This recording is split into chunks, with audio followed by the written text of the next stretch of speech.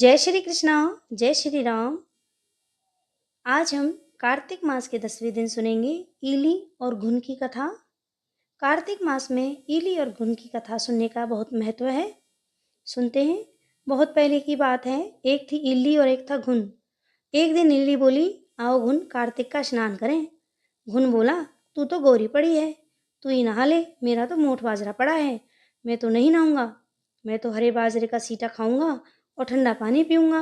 दोनों के बीच हुई इस वार्तालाप के बाद ईली तो राजा की लड़की के साथ पल्ले लगकर चली गई और घुन नहीं नहाया। कार्तिक माह खत्म होते ही दोनों मर गए। कार्तिक का स्नान करने से ईली राजा के घर जन्म लेती है और घुन राजा के यहाँ गधा बनता है। राजा की बेटी बड़ी हुई तो उसके विवाह का दिन आया। वह ससुराल के लिए विदा होने लगी।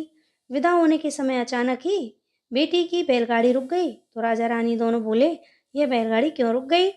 बेटी, तुझे जो मांगना है मांग ले। लड़की बोली, मुझे ये गधा चाहिए। यह सुन राजा रानी बोले, यह क्या मांगा है, कुछ और मांग ले, यह भी कोई मांगने की चीज है। लड़की अपनी बात पर अड़ गई और बोली, मुझे तो यह गधा ही चाहिए। लड़की की बात सुन गधा फुदक फुदक कर भागने लगा और लड़की के साथ वह भी चला गया। महल जाकर लड़की ने उसे नीचे ही सीढ़ी से बांध दिया। एक दिन लड़की सीढ़ी से उतरने लगी तो गधे ने कहा, ए सुंदरी, मुझे पानी पिला दे। तब लड़की बोली, जब तुझे कहा था कि आ कार्तिक नहा ले, तब तो तूने मना कर दिया। तूने कहा था मैं तो बाजरा खाऊंगा और ठंडा पानी पीऊंगा। लड़की और गधे की वार्तालाप उसकी देवरानी जेठानी सुन रही थी। वे दोनों अपने देवर के पास गईं और जेठ के पास गईं और बोली, ये तुमने किस जादूगरनी को ब्याह लिया, यह तो जानवरों से बात करती है। अपनी भाभियों की बात सुनकर लड़का बोला कि मैं जब अपने कानों से सुनूंगा और आंखों से देखूंगा तभी मानूंगा। अगले दिन वह सीढ़ी में छिपकर बैठ गया। उसकी पत्नी आई और गधे ने उससे फिर वही बात कही, जिस पर रानी ने भी वही जवाब दिया।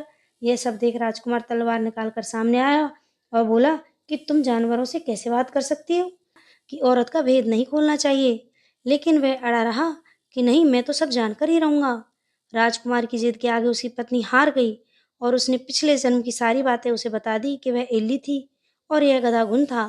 मैंने इसे कार्तिक स्नान की बात कही लेकिन इसने मना कर दिया, जिसके परिणाम स्वरूप यह इस जन्म में गधा बन गया और मैं राजा के पल्ले से लगकर नहाई तो मैं राजकुमारी के रूप में पैदा हुई। इसलिए मैं तो इसे पिछले जन्म से ही बात कर रही थी। सारी बात सुनकर राजकुमार बोला, क्या कार्तिक स्नान का इतना पुण्य मिलता है? रानी ने कहा कि हाँ, बहुत पुण्य मिलता है।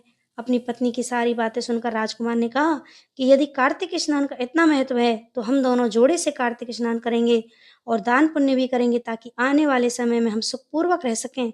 दोनों ने जब जोड़े से स्नान किया तो उनके पास काफी धन हुआ। इस कहानी के बाद सभी को कहना चाहिए कि हे कार्तिक महाराज, जैसे आपने इल्ली को फल दिया वैसे ही सभी को देना, जैसे घुन को फल दिया वैसे किसी को ना देना। इस कहानी को सुनने वाले और कहने वाले सभी को अपना आशीर्वाद देना। जय श्री कृष्णा।